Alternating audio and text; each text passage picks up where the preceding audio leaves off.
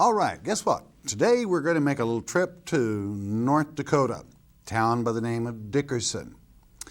You know, reminiscing is a fantastic thing to study the history of what was. Know what we're going to do? We're going to go to an old railroad station.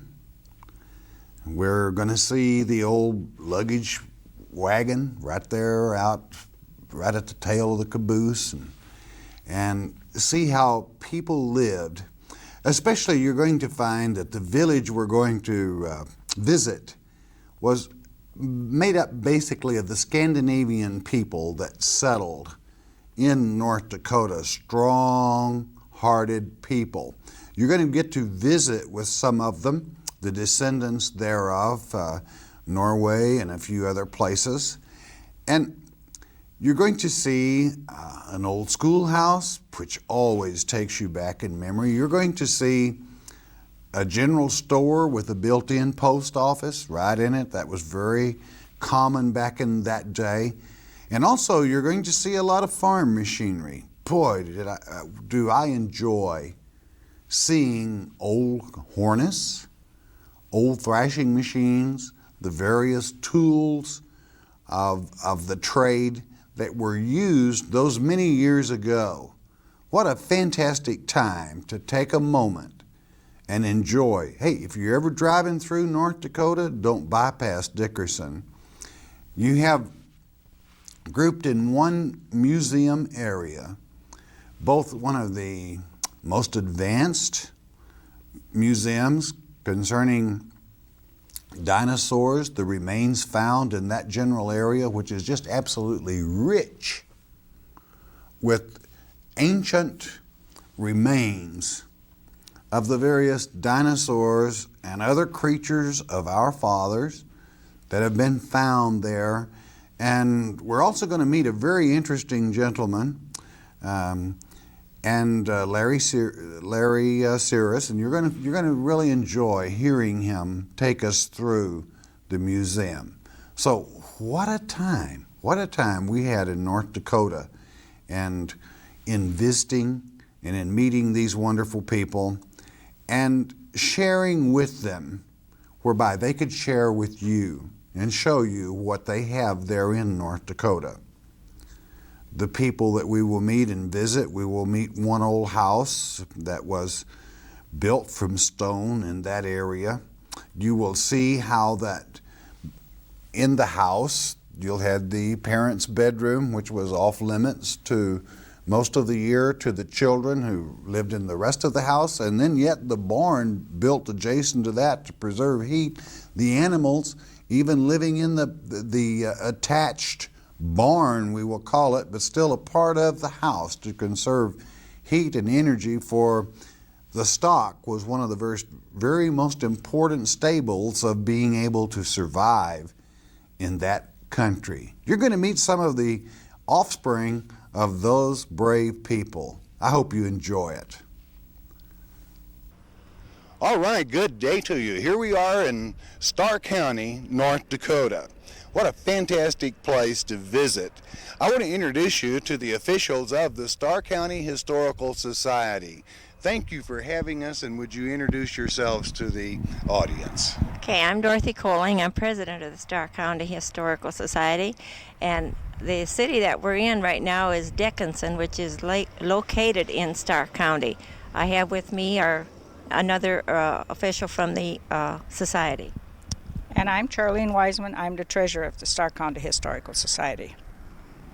The building we're standing at was moved in from Southard, North Dakota, a few miles west of here, and has been kind of restored to the best that we've done. We'd like to add a few more things to it in years to come, but right now it's pending. Okay, this building was moved in by the retired railroad people, and it's basically their project. The caboose also has been moved in by the retired railroad people. Presently, we're planning to add another room to the back of this little depot to put up a model train display, which should probably be in progress next summer. We have other buildings here that we'd like to focus on, beginning with our Pioneer House, which was moved in a year ago, and we are now waiting to have it shingled so that we can continue with the work inside. This is the Gorham store. It was moved in from north of Belfield. It was sponsored by the Elks. We have mostly old things, the old post offices, the little boxes that each one had to have their own code to open up. We have an old till, an old coffee grinder. The working counter is the same. There's a table sitting in here where the old farmers would congregate during the winter months and play cards. And there's a lot of goodies in there. And I'll let Dorothy finish it. Okay. Also, in the part of the post office, we have many of the original stamps and the logs that they were kept for shipping cream. And also, this was also part of a gas station, a rural gas station. And right now, we are in the progress of locating the old-fashioned gas pump with the bubble on top, which should enhance the beauty of this building considerably. Inside, in some of the bins, are still the peanuts and beans and rice that came with the store.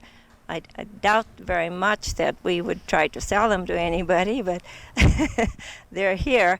And we also have, just to make it more interesting, are showing some antique pieces that will later be moved to the house when the house is completed. This is a Lutheran church, was moved in from north of Taylor, a little town east of here. It was moved in 81 and dedicated in 83. We have services once a year. The original people come and they try to have their singing and everything. And it's the center of attraction when we do tours on the hill here. Everyone seems to love it. Also, this church is made available for weddings. We have had numerous weddings, and it's generally for a very small wedding. And it's become quite a popular church for that purpose. The church was vandalized when it was moved in and had to be restored at considerable cost. If you get some shots of the inside, you'll notice that there's a large, beautiful picture above the altar that was slashed. And fortunately, we had a local artist that was able to repair it, and it's in perfect condition. We would like to mention that that this park was made possible by the city. It was a former landfill, and this was given to us then, and we were able to utilize it for this purpose. We are now in the process of putting in underground sprinklers and doing considerable landscaping, which will beautify this considerably. This school was built in 1909 and it was moved in from south of town. There were 4 rural schools in each township, and this was the last one in Stark County to be open. Just so happens that my husband and 3 children went to this district. And it's very well preserved. We have, looks like the first day of school, we have the assignments on the desk. We have the books on the desks. We have bookshelves, bookcases. The globes are there. And one of our members, Earl Elkins, built a replica of a school from south of town here. We're very proud of this building. This too is one of the large attractions for the school groups that come through here. It's hard for them right now to understand that at one time that there were 8 grades taught in this one room, but like everything else we have up here, it gives them a insight into what the pioneer life was like in North Dakota. I'm Elsie Heather. I'm the curator for the immigrant home.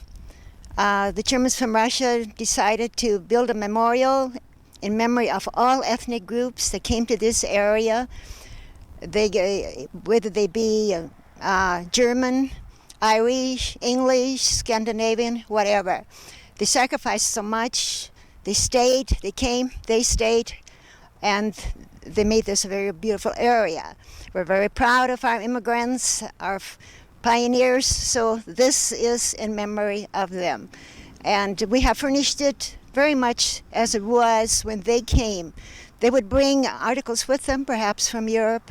Perhaps they acquired them in the States after they arrived. They followed the railroad to Eureka, South Dakota, and then, of course, to Bismarck and Dickinson, North Dakota, and settled here.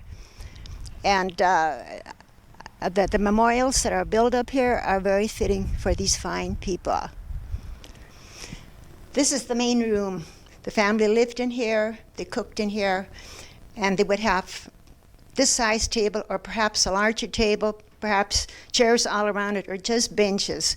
The children would possibly sleep in the bed, usually did. There would be, in the corner. The beds were placed in the corner of the great room, as they called it. The parents would sleep in the bedroom off of the main room. It was very, very private. Children were not permitted in there. The infants were in there. Children were permitted in at Christmas time, Easter, and if there was a death in the family. Other than that, it was private to the parents. The barn is attached to the building, as they still are in Germany, I believe, and in many areas of Europe. And in this area, they attached the barn to keep the house warm, also to keep the thieves from stealing the horses. The horses were their only source of cultivation and travel. If they didn't have a horse, they possibly would starve to death. They would have to travel great distances. So the horse is very important. There would be a door between the barn and the horse. Later on, a building was attached for cattle, for the hogs, for the chickens. There would possibly be a staircase up into the attic where they stored the year's supply of seed grain, seed vegetables, all dried vegetables, perhaps several hundred pounds of flour, 100 pounds of sugar, salt, all the commodities, perhaps smoked hams for the winter supply for the people that lived here, because they had a long way to go. In the event of a blizzard, they were well taken care of. They didn't have to worry about commodities because they did have them here. They did grow them and store them for winter use. The cream separator we had to place into the barn. It was not normally in the barn. It was possibly in the entryway as we entered, but due to the fact that this is a public building, we had to, of course, do somewhat moving around. And then you will see the horsehair carriage rope, the horsehair coat, very, very heavy fur coat of a man, and then the black coat in the back with the fur collar was brought in from Russia. I don't quite have the complete story on that, but I understand it was of a lady that wore it as she was fleeing Russia to the United States. And these ranges were absolutely fantastic. They're rather hot in the summertime, but they would fire up the stove with wood, make a very quick fire, heated it very quickly. This area had a shortage of wood, so they would use cow chips or buffalo chips to start the fire quickly, ignite the coal. They would not use coal in the summertime, only the wintertime, during the winter months. However, during the summer months, they would not bake bread in here. They would not cook in here. They would have a summer kitchen, as we do right next to the building. They would eat their main meals there. They did the canning, their preservation of foods, and so forth, to keep this house cool to sleep in. So they had many things going for them. These artifacts, in this case, were possibly in many instances brought with them. They could not bring very many things with them. However, they did bring a few niceties with them. They even would bring hard red winter wheat in crocks hidden among their clothes to begin their seeding process here. I can take you into the bedroom. We have many artifacts in here. We have the feather tick. Eventually they raised their own geese and ducks. And the goose feathers, of course, are very, very light. The chicken feathers are a heavy feather. At the very beginning, when they first arrived here, they possibly would have to fill the pillowcases and the mattresses with straw or grass, because it depends on what time of the year they would come. And then eventually, of course, they would get their feathers and make it very soft and very warm. You will see the bed sheet. Those bed sheets are sewed together from flour sacking. They were had to be used in the dirty 30s when there was nothing available other than your flour sacks. So they would take the imprint off and sew the flour sacks together and make some very comfortable sheets. And of course, when they came from Europe, Germany, Scandinavia, wherever, they would bring their articles, artifacts, clothing in a trunk such as we see here. Of course, we're not able to bring very many things with them, but they brought some very nice things. And you see the treadle sewing machine, which is very, very important, as they had to make all of their own clothes. And the prices, when they got here, were very, very reasonable. This building is made with limestone, and it was mined in the Leffer Quarry, which is nearby. It's almost indestructible. Many homes here were built with petrified rock or limestone. They built whatever material was at hand in the area that they came. They would stick the limestones together with mud, straw, and manure. Manure served as a binder, much like a glue. And then it would be plastered with just the mud, lime, and manure, and no straw. Plaster it very, very nicely. And possibly find some pink or green coloring on from the hills, like from the scorias. And then paint the walls with that. And then they would make a lighter and a darker color, or two colors. They'd use a corn cob and would roll the corn cob up and down for different designs, like a wallpaper. So they were very, very self-sufficient. They worked very, very hard. Of course, that's evident as they're still here. And we are very, very proud of them. They set a very good example for us. I'm Marty Bowe from Dickinson, North Dakota, and this is Jenny Myron, also from Dickinson, North Dakota. Our building here is brand new. We just opened the 17th of May, and what we represent is not just Norway. The building is typically probably Norwegian in looks, but it's to represent all of the 5 Scandinavian countries. And we don't have any artifacts to show as yet because we're so new. But within a year, if you were to come back, we hope to have a good immigration story to tell you. The building itself was built in Minnesota by a builder named Don Gaida, and he's a log home builder.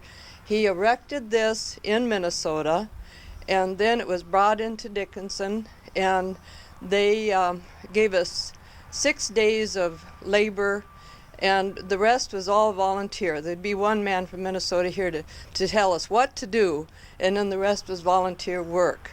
The logs were all numbered, so it was sort of like building Lincoln logs when it arrived here. And we ended up having a wonderful time. We kept the men well fed while the building was being built. The first day we ate outside, right over here. By noon the next day, it was enclosed enough that we could eat inside. And it was raining part of that time, but we just put garbage sacks over those fellows and they just kept working. This building in Norway or the Scandinavian countries, it was called a stabor, and it was a storage house or a loft, and it was primarily meant to be used for storing dry things, and it was up on stilts with a slate floor to prevent rodents. But when Don Gaida designed this for us, we knew we wanted it to be functional, so we put it on the ground so it would be accessible for handicapped people. And the building also in Norway, if you had maybe extra company, you might send the fellows out to the stabor to sleep, because these were not heated, but they were primarily used as storage houses and not for living. And this building has a false top to it, whereas the original ones extended from where you see from either side. That would be the size of the upper floor, whereas this one was designed so that visitors could come up and from either side of the building, and we'll have artifacts on the second floor by next year to tell our immigration story of the 5 different countries. And we have a large troll upstairs that you might want to look at that was carved in Minnesota, because trolls are very much a part of all the Scandinavian countries. We've just had a festival here, and when we were doing our part, we had many good things, and I don't know if the people out there are acquainted with lefse. I guess that's our main thing that people know us by. However, pastries that are made by the Scandinavians are usually made with butter and cream and the things that our ancestors had on hand. Jenny, do you want to add anything to that? I think I will just talk about what I'm wearing is called a bunad, and in Norway the various regions have different bunads, and mine is from the Stavanger area, which is the southern part of Norway. Both my parents were born in Norway. They came over here and were married after they got over here, but I have been back to visit, and this bunad represents Rogaland, which is the area that Stavanger is in. The jewelry that I'm wearing is from Norway, and it was given to my mother maybe 70 years ago, so it's very precious, and it is authentic. I had this bunad made here, but you can send to an import shop and get the material that is the kind they have in Norway. The apron is hardanger, which was given to me by my aunt, who was born in Norway, so it too is probably 75 or 80 years old. I just wanted to show you my husband's shirt. I purchased this in Norway, and back many years they had a caste system, and in that time all farmers wore this type of shirt. So if you saw a man wearing this, they made them in red or blue, but you would know that that person was a farmer. But now you can buy them, and they wear them just for fun, and you can even buy them in tiny sizes for little children. The troll, the wood itself comes from an area right here in Dickinson, and it was sort of wondered what to do with these big old trees that had to be taken down.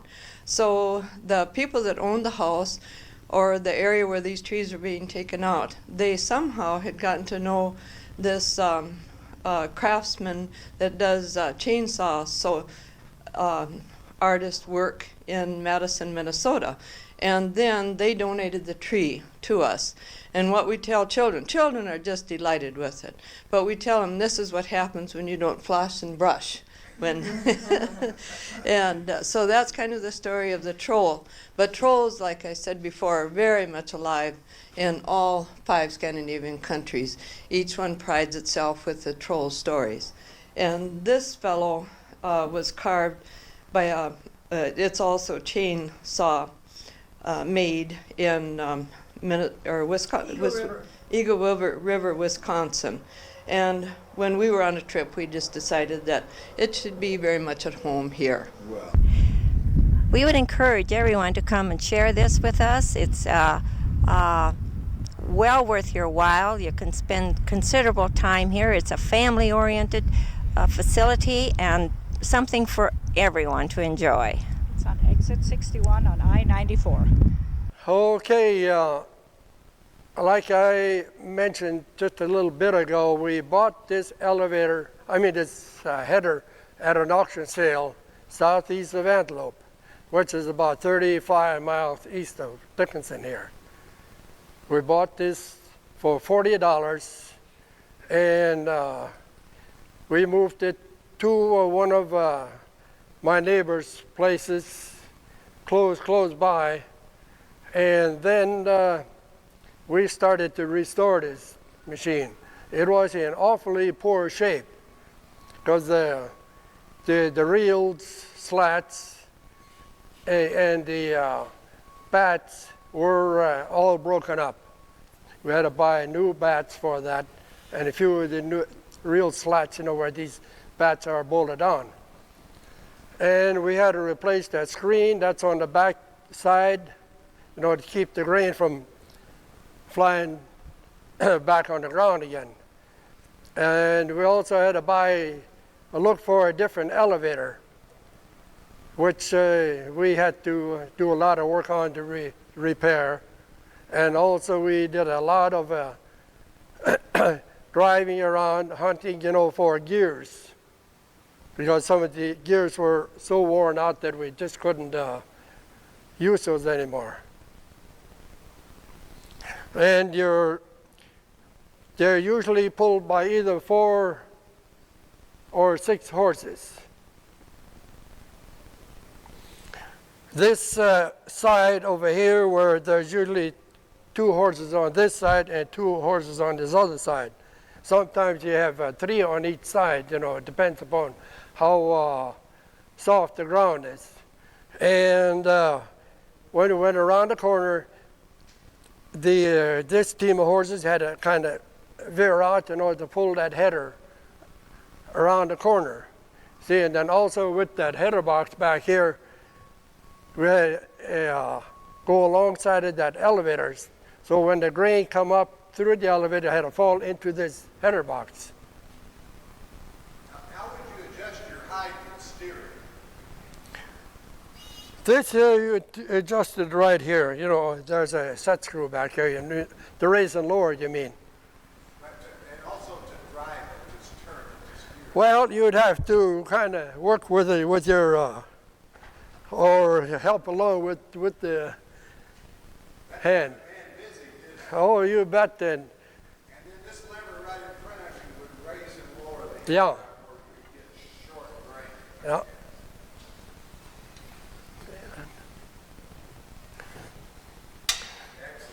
So the man that operated this machine, boy, he had his hands full. That's great on that one. I think we got it. Yeah. Okay. Do I shut this off? No, you're okay. Okay. That's a great piece of equipment. Yeah. I've done an old combine, where you'd lower it down. I've had oats down and Yeah. down there. This one. What's that? Pardon? It's a corn binder. For bindering corn, just like, say for instance, now you were out bindering grain, this would binder corn into bundles.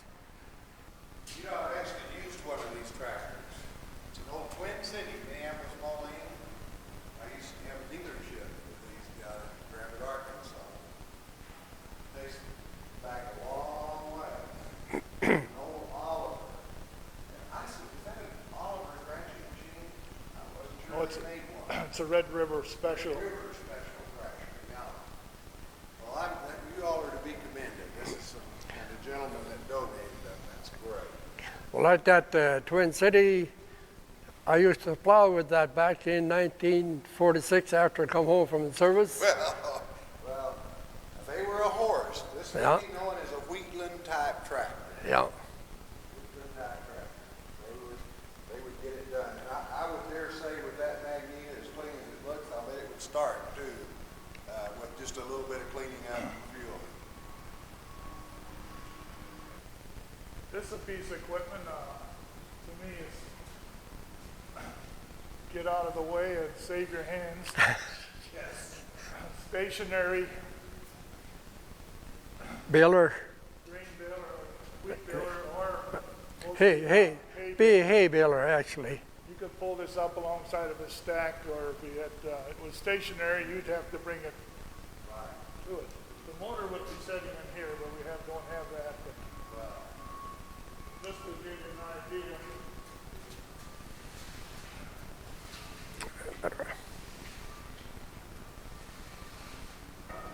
Shows the pressure.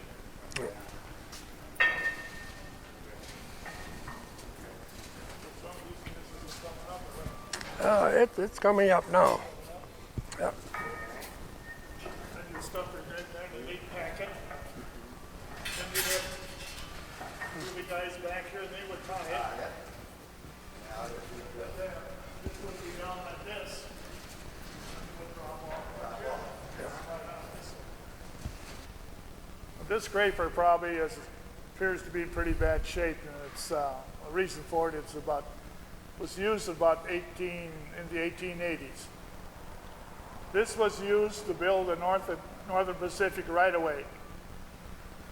And this particular machine was used about 25, 26 miles west of us. It wound up on one of the farms south of South Hart. And here about a year ago, I met him at a restaurant, and he said, "I have this scraper, would you like to have it?" I says, "Why not?" And he told me he was aware there's only 2 others in the state of North Dakota like this. So it's got a lot of history behind it. And when the railroads came through here, like the city of Dickinson, who became a city in 1882, so it gives you an idea in comparison what it's all about. This took about 3 strong boys to dump it because he had 1 fella here and 2 on the side. It's got to be pretty heavy. Here we have some items when it comes to treating wheat, cleaning wheat. Nowadays you just take it to the elevator and have your wheat treated. But a lot of these mills are used probably around for your own feed and things like that, clean it. Years ago you used formaldehyde to treat your wheat to clean it. Like we clean most of our grain with a fanny mill like this.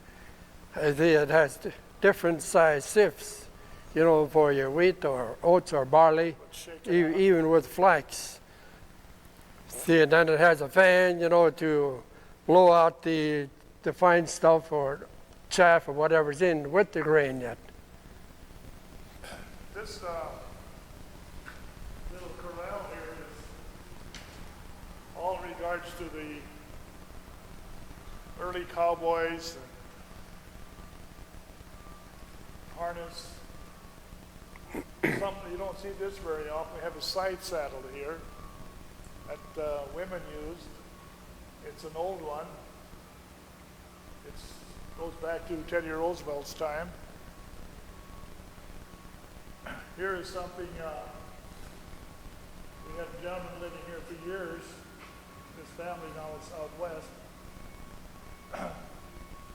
He worked with leather. And this bridle he's had is just all hand woven out of leather. And it's the braided bridle, you just don't see it. Because that took a lot of pain and work. Well, there's other deal that where the saddle is laying on over here, that is used for mending harnesses. You know, that part there is used for mending harnesses. You know, just when your leather starts fraying, you know, and the string or whatever they use, you know, to mend that. This is a little smaller version, Yeah. but it's the same principle. I better get over here.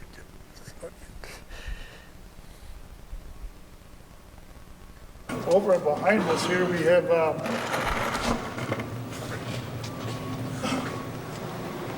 early powered Milk machine? milk machine, power driven, and until the cattle got used to it, the cows got used to it, this would be rather noisy with a little pump behind you. This buggy here is a 105-year-old buggy. Was given to the Stark County Historical Society, I would say probably 5-6 weeks ago, from a lady who lived in California, now lives in Mesa, Arizona. She bought it at an auction sale here about 2-3 years ago and showed up this summer to visit. And walked in one day and says, I'd like to donate that buggy. 10 o'clock in the morning, here she was with the buggy. The point I bring that up is this. In order to accumulate what we have here, you have to have the cooperation from your community. And that's how this is building. And we had quite a bit of debate on this building, what size to build. We finally won up the idea, 60 by 100. But I'm willing to bet somebody a good $5 gold piece or something like that, that within another 5-10 years, we would wish we'd have went another 60 feet. That's We're right. getting a lot of people, especially when we have our fall festival, things like that. I've got this, would you like it? Sometimes we're not duplication, but it's building and we're growing, and this whole complex had the addition of the dyno, which is unbelievable how that went. We had the stabur from the Scandinavians. We got the home now that's being done by next year. And by next summer, we'll have underground sprinkling and green grass all the way to the top of the hill with sidewalks running through the whole complex. I'm one that feels so proud of our accomplishments that I think we'll have one of the nicest attractions in the state of North Dakota by next fall. Well, you certainly have a good start, I'll tell you for sure. And we have some more rumblings going on about additional buildings, and we just hope it all happens. This photo here, what we see here is Teddy Roosevelt's Elkhorn Ranch in the Medora Badlands, going back to 1885. Now, Teddy Roosevelt, also known as Four Eyes, came into this area in the early 1880s for health reasons, and liked it so much they got into the cattle business. What we have here now is his ranch. In fact, the ranch house is on display over at Medora as you enter the park. This was given to the Stark County Historical Society by the Medora Society over there. And it's about 15 miles original ranch north of Medora. In other words, there is a state park with this ranch house on display. Well, it's the Teddy Roosevelt National Park. That's what we have over there, and it's at the entrance where you go through the park. And they might as well give Medora a little plug. They have that outdoor theater every summer, and this all goes back, and it's called Bully Bully, and that's some of the expressions that Teddy used when he was a young man. And he came back after he had been in office a few times, and he loved it. At that particular time, there's another gentleman, is a Frenchman, Marquis de Morse, tried to establish a cattle industry where they slaughtered the cattle out here and shipped the finished product instead of sending the cattle and the finished product back. But they had a big fire and it failed, and so that's history for you, and it's a big drawing card. I would like to recommend that sometime that people come out and see that outdoor theater. It seats about 3,000 people. And I don't know how many $1 million get in, but it surprises everybody. It's an amphitheater. You sit down in a ravine, and it's really something to see. They draw, I would say, average probably 2,000, 2,500 people a night, beginning the first week in June until Labor Day. So it's quite an attraction, a drawing card for us too. We work hand in hand, you might say. I'd like to brag about this little farm set here. This is built by Mr. and Mrs. Earl Elkins, who are also board members of the Stark County Historical Society. It took them 6.5 years to build it. It was just a plain old hobby. And it so happened that the gentleman had wound up with a case of ulcers, and the doctor recommended a hobby. He said, leave your work at the office, don't bring it home. So it was a job well done. Shingles, put on with a hot glue gun, and that's a pretty delicate work. It's all according to scale. 1 inch represents a foot. And he has most of the buildings that you might find in an ordinary homestead. You take the house there, which has glass in the back, you can look right into the windows.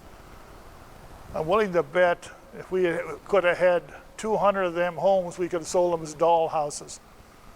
But nobody could afford the price, the time to put into it, because but that's a big drawing cards. Even the youngsters like it. So it's something that's a drawing card to this place too. So. I want to thank you, gentlemen. Art Baumgartner from local here in the town, and John. I'm from Richton. From Richton. Yeah, semi-retired farmer, doing a lot of volunteer Well, work. great. I know you're enjoying what you're doing. Yeah, Thank sure do. you all for showing us around. We'd like to thank you for being here Well, and making this all possible. it's been certainly a pleasure, and I know there are going to be many folks dropping in on you to have a first-hand look at this. Thanks a lot. Thanks again. I'm Carl Larson. I am president of the Yoakum Board of Directors. The Daniel Yoakum Museum was established in the early 80s as a result of the $250,000 donation from the Yoakum estate. It was given to the city to be a museum where we have alternating exhibits. It's not designed to be a exhibit where things are permanent. So what we have this year are a number of special exhibits designed to focus on the Western experience. We have the Huffman photographs, and we have an extensive Indian artifact collection. The Indian artifact collection was owned by Mark Armstrong, a local businessman. It was gathered in the 30s and 20s here in the Dakotas, and has recently been available in the area. The Huffman photographs, L.A. Huffman was a well-known photographer in the Montana, western North Dakota area, and his photographs have become classics of the changing of the frontier, and many of them are of well-known characters such as Calamity Jane, and it includes railroads, the breaking of the sod, the last of the buffalo hunts, many Native American figures, and so it complements the other Indian artifact collection that we have here. Many of these items date from the turn of the century, some from the early 20th century, and one should especially notice the beadwork. That is particularly significant. The various items have been identified by our local Indian expert Jack Stewart, who unfortunately couldn't be here today. And so it is the beadwork and the leatherwork that we are particularly featuring here. We have more of the Huffman Indian artifacts here. Particularly interesting to notice the beadwork on the bottom of this moccasin. Many moccasins don't have that, but this is a burial moccasin, and so it has the beadwork across the bottom as well.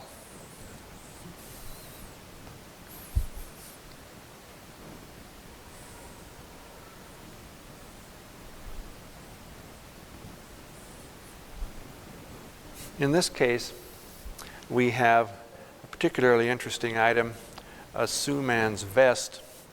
We think it's interesting because this particular item was displayed recently at the Smithsonian. The owner has just recently gotten it back, and the beadwork is particularly extensive and fine on this piece.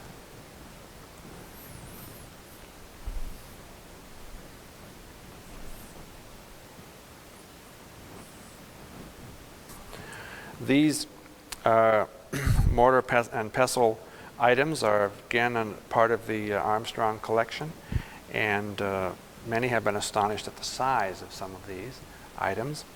We also have over here various Native American axes and other grinding items.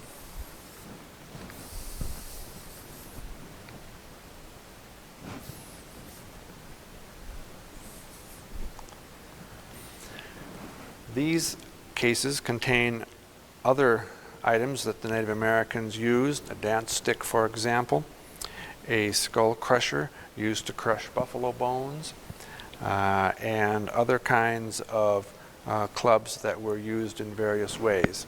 A dance stick here, and several dance sticks that are part of this display. There's rather fine beadwork on these items as well. These are all cases, some Arapaho, some Sioux, and there's also a Sioux strike-a-light pouch, which was used to carry the flint and steel that was necessary for them to start a fire. What we are featuring here are such things as war shields, war clubs, and various other things that are used to carry things.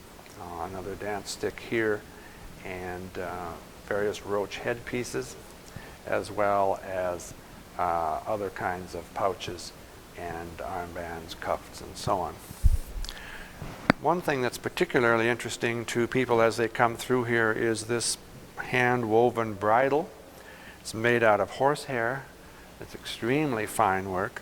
I don't know if there is another one like it anywhere.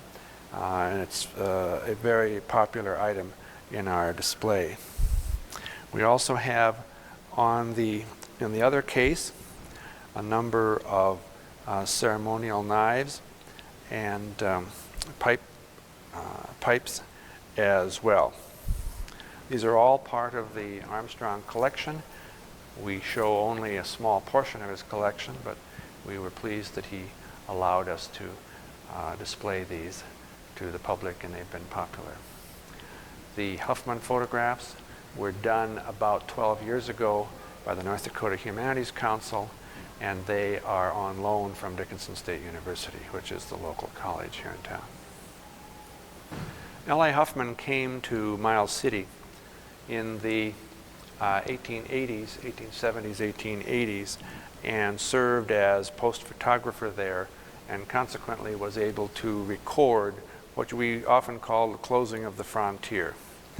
And that included, of course, the arrival of the railroad, the breaking of the sod, and the final hunting, including the buffalo hunts that were still going on at that time, but did not last for all that many more years. Because Mr. Huffman was a well-known photographer, we have also featured some early cameras which recently came to us. They were part of the Osborne studio collection here. The Osborne family was in the photography business in Dickinson from 1897 until the 1970s. It was a three-generational operation, and some of these cameras date back to the 1890s.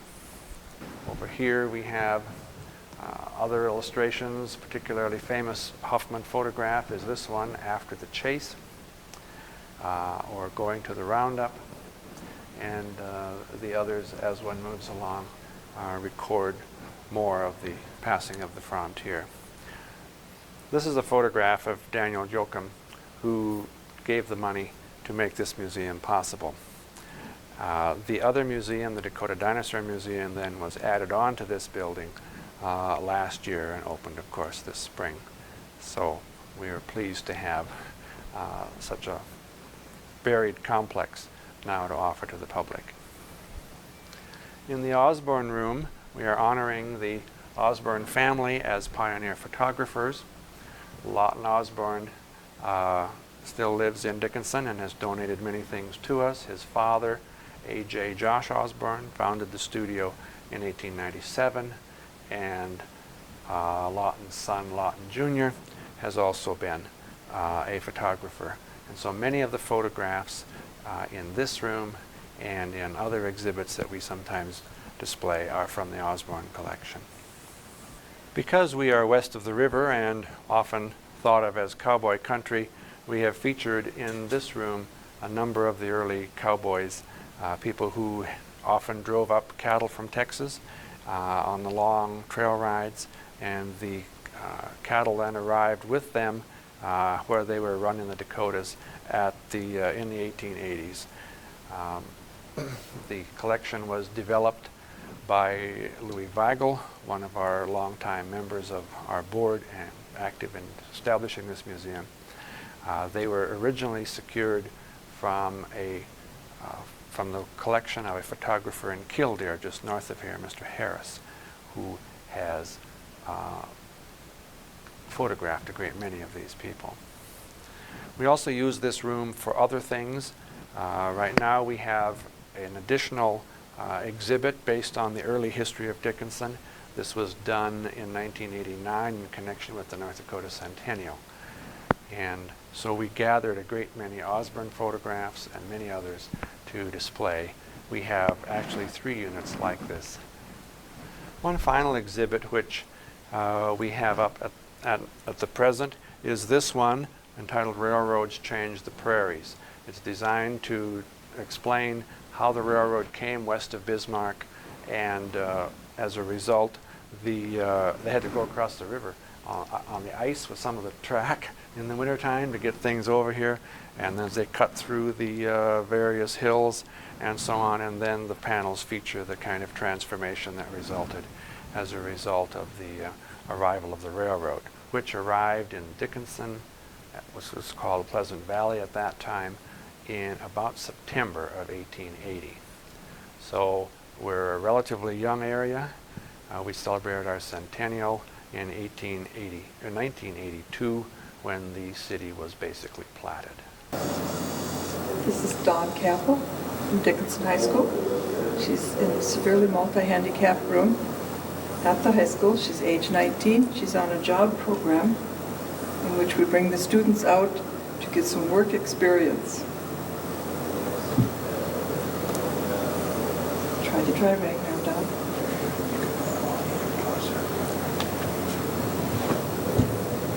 Dawn will be working for 1 hour every day and gaining some work skills. Back and forth.